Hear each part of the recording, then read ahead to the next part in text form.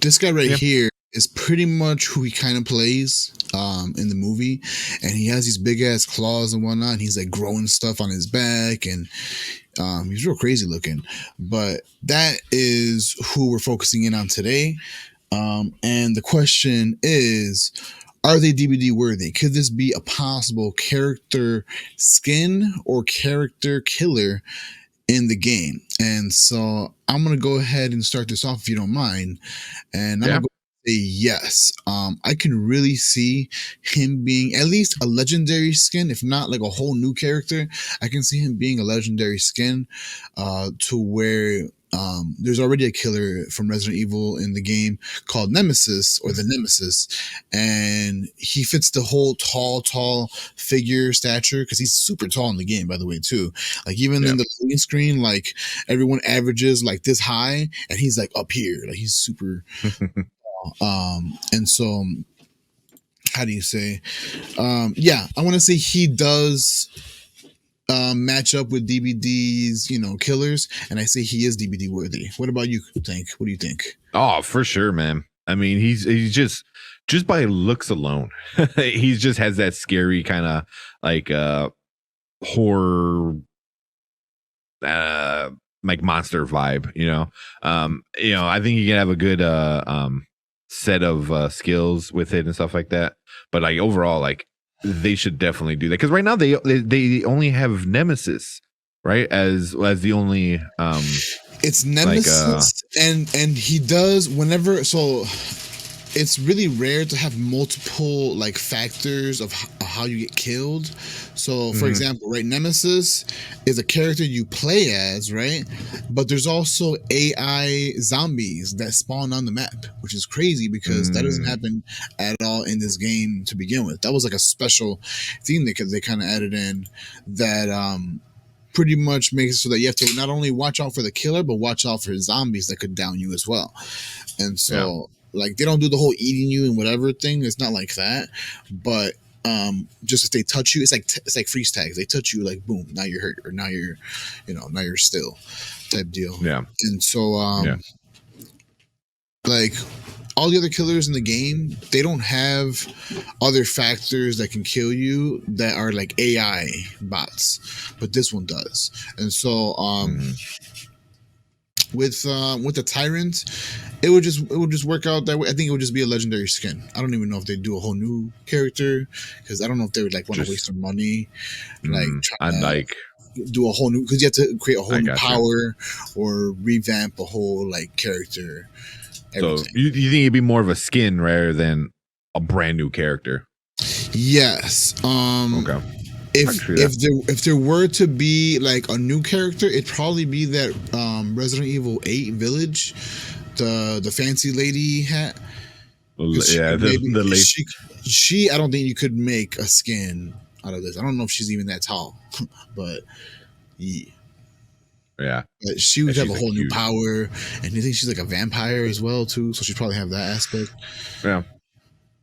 She's 9'6". She's 9 I didn't know that. Holy crap. Yeah. But yeah, you know what? I think about. I think a skin would be good. Like just like throw the Tyrant skin on the Nemesis. Yeah. Because I can see that. Resident Evil DBD Nemesis. He looks like kind of like this. Yeah, I saw that. Yeah, this is him right here. That's how he looks. He's really tall. He has that same stature with the little head, and he has like a big ass tentacle. That's what he's about. Yeah, you can easily put that as a skin. I think they should. For sure. One thing we didn't talk about. I don't think the movie did well. So if the movie maybe did well, they would try to push it. I feel like they would probably work with a company like Dead by Daylight, where they already have their IP in it, and like, hey, here's some more stuff. Help push our movie. But since the movie didn't do too well, I don't think they might not go that way, but that wouldn't be too bad. Just change up the character, just give him like make him look cooler, just give it a cool skin. That would be pretty cool, because then you can keep the tentacle. It's still part of the hand, kind of stuff. It shouldn't need to change much. And it won't look awkward. I say they should, but I don't know if they're gonna waste the money on a movie that kind of didn't do too well. But you never know. But yeah, man. Anything else with it? No, just I guess a shout out to Netflix and a big like middle finger to them. I don't want to do it on screen, but I'm so pissed, man. Like I know Daniel, he knows, and Randy knows that Dead by Daylight lost the license to Stranger Things. Oh, really? Yeah, crazy news where pretty much the license got stagnant. I don't know if you've been watching or keeping up with Stranger Things, but there's bigger and better monsters and whatnot. So like to have their trophy killer be the Demogorgon is just like, I don't know. I guess they didn't want to invest. Yeah, I know. Sad face, but because like the license got stagnant and they're working on bigger and better things, they're also licensing to other people and whatnot. They couldn't come to an agreement. There's no like real details of what happened, but they couldn't pretty much come to an agreement with people at Behavior Studios who make this game. So boom, we actually lost the ability to purchase Nancy and Steve, who are two playable characters in the game, and also the killer, who was a Demogorgon. And then we lost the map completely.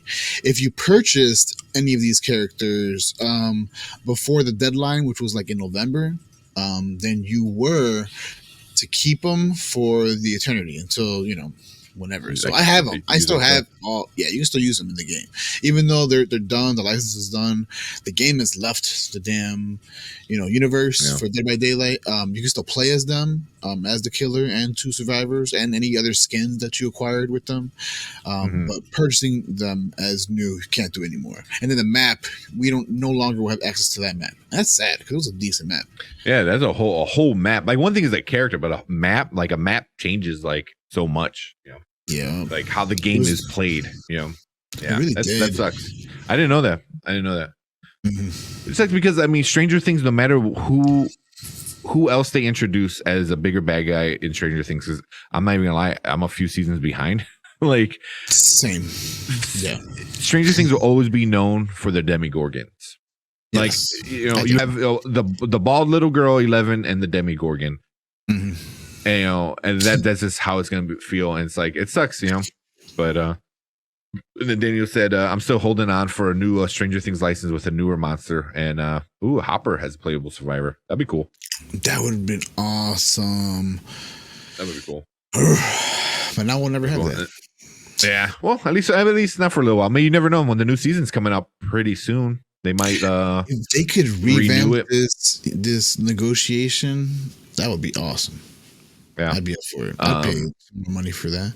Go for it. And then Daniel said, "I like to see different zombies too." Talking about with the Nemesis, like maybe some of the creepy zombies from Resident Evil 5, or maybe have those hunter gremlins. That would be nice. That'd be a nice little addition.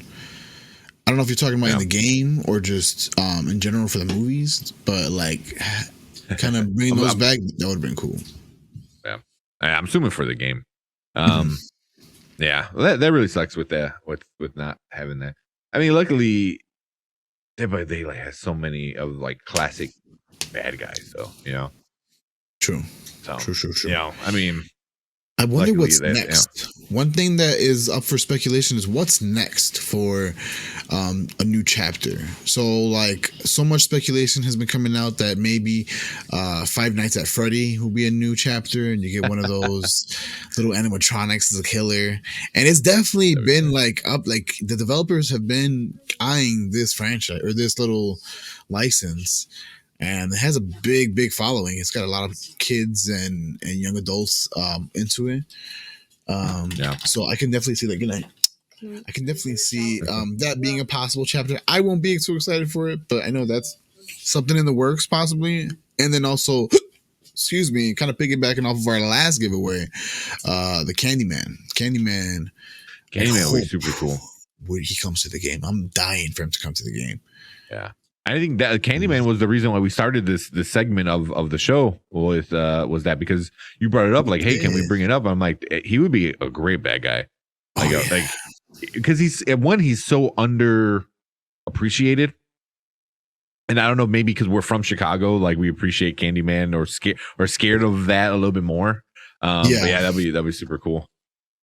See, Daniel said no one really took anything from Resident Evil 5 for a movie concept yet. With those weird worm things that came out of people. No. Oh yeah, God, I forgot about that.